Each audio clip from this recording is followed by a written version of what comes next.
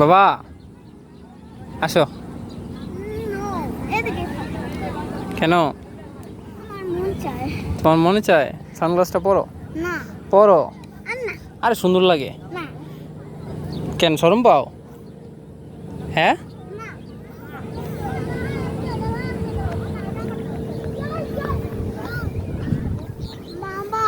জি বাবা।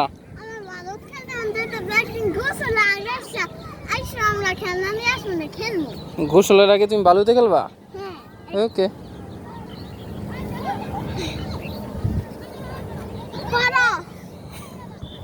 কি এটা?